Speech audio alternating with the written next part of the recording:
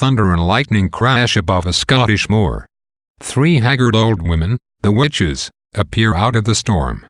In eerie, chanting tones, they make plans to meet again upon the heath, after the battle, to confront Macbeth.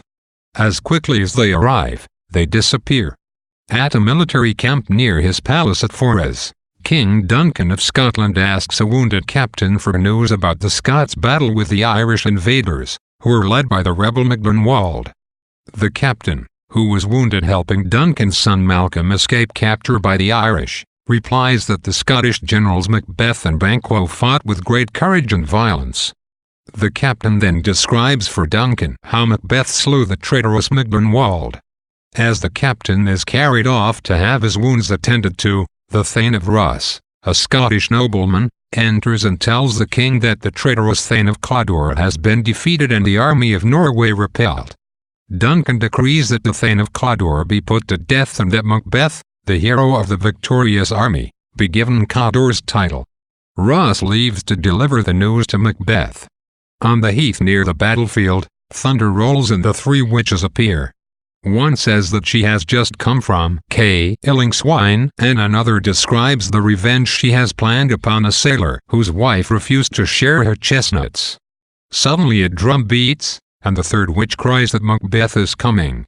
Macbeth and Banquo, on their way to the king's court at Forres, come upon the witches and shrink in horror at the sight of the old women.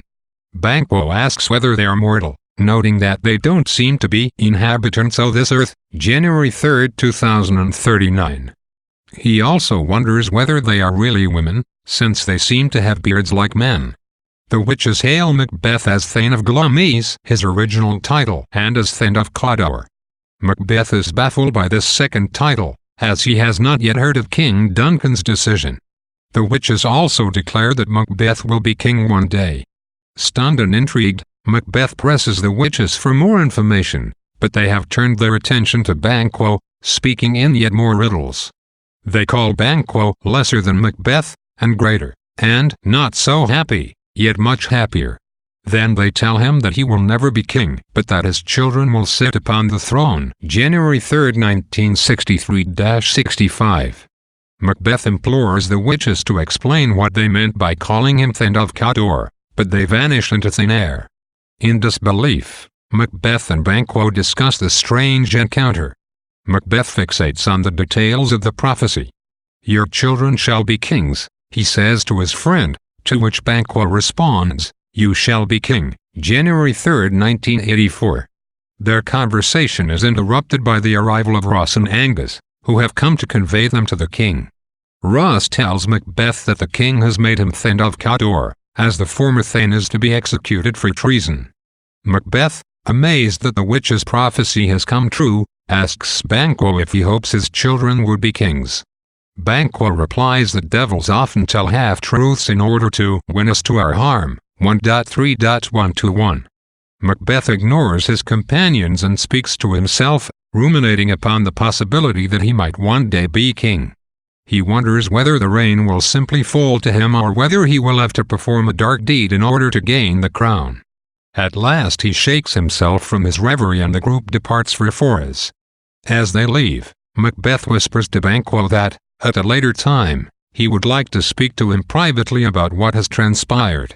At the king's palace, Duncan hears reports of Cawdor's execution from his son Malcolm, who says that Cawdor died nobly, confessing freely and repenting of his crimes. Macbeth and Banquo enter with Ross and Angus. Duncan thanks the 2 generals profusely for their heroism in the battle, and they profess their loyalty and gratitude toward Duncan. Duncan announces his intention to name Malcolm the heir to his throne. Macbeth declares his joy but notes to himself that Malcolm now stands between him and the crown. Plans are made for Duncan to dine at Macbeth's castle that evening, and Macbeth goes on ahead of the royal party to inform his wife of the king's impending arrival. These scenes establish the play's dramatic premise, the witch's awakening of Macbeth's ambition, and present the main characters and their relationships. At the same time, the first 3 scenes establish a dark mood that permeates the entire play.